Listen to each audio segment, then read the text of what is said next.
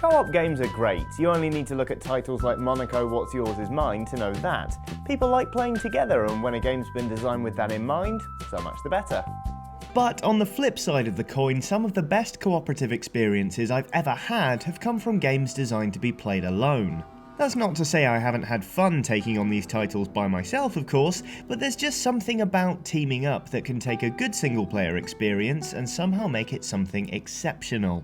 The first of which involves hitting pause about every 7 seconds so you can have an argument about closing doors. No, really. FTL is a wonderful space exploration game that twins ship-to-ship combat with the fine micromanagement of every last facet of your spacecraft. You can do all sorts, from adjusting the power levels of each subsystem to dispatching crew members to go repair stuff, or strategically opening doors to preserve the flow of air to your intrepid spacemen and women while simultaneously starving a spreading fire of oxygen.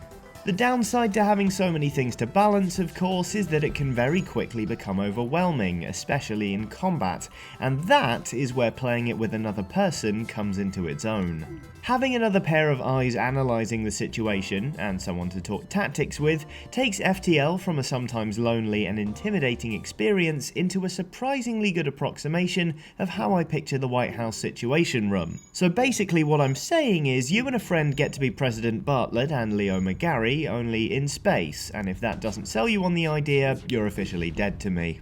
I've only ever managed to complete FTL with another person sitting alongside me, and to be honest, that's the only time I've ever really managed to lose myself in it as well. So I guess what I'm really trying to say here is, I'm crap at FTL. One game I know I'm not crap at, though, is XCOM Enemy Unknown, though conveniently enough it also takes pride of place on the list of single-player games made better in co-op. Every so often I get together with my friend Matt to continue our Iron Man playthrough of Enemy Within, taking it in turns to play as Commander mission by mission, i.e. taking it in turns to hold the controller and sit in the comfiest chair. We discuss the moves and tactical options constantly, so really it makes little difference who is playing as Commander, but being the one sat in the comfy chair takes on an extra level of tension in co-op XCOM, because if a soldier dies, they aren't coming back, and that's really all on you.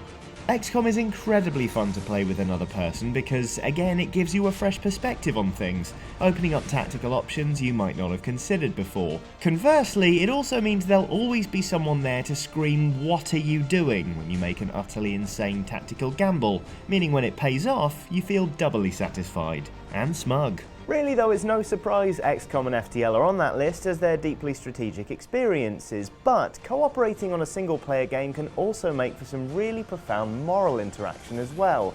Fair warning, this next segment contains some mild spoilers for Life is Strange Episode 1. Life is Strange is one of the most pleasant surprises to come out of Square Enix's stable in recent memory, plonking you in the well-worn converses of Max, an introverted student who can rewind time to alter the way things play out. Her power provides a pretty useful safety net for the gameplay, lending a mechanical ease that's well suited to cooperative play. But where Life is Strange eases off in terms of button pressing complexity, it more than makes up for it in terms of moral agony. Where there's power such as Max's, moral quandary naturally follows quickly. A course of action might feel like the best one in the short term, but how do you know whether it's going to come back and bite you later on?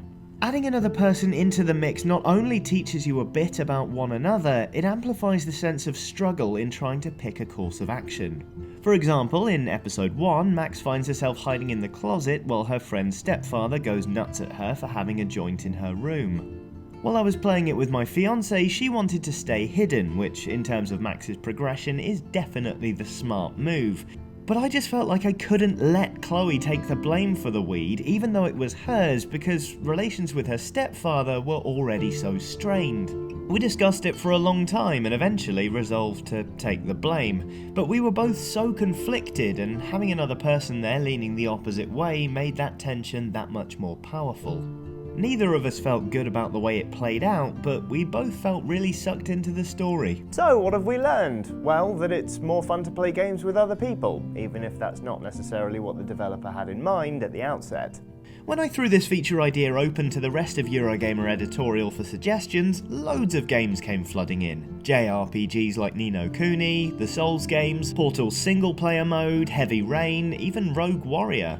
But hey, we've discussed only a tiny selection. What about your experiences? What games have you found take on a whole new dimension when played with someone else? Let us know in the comments, and please do like and subscribe for more from Eurogamer.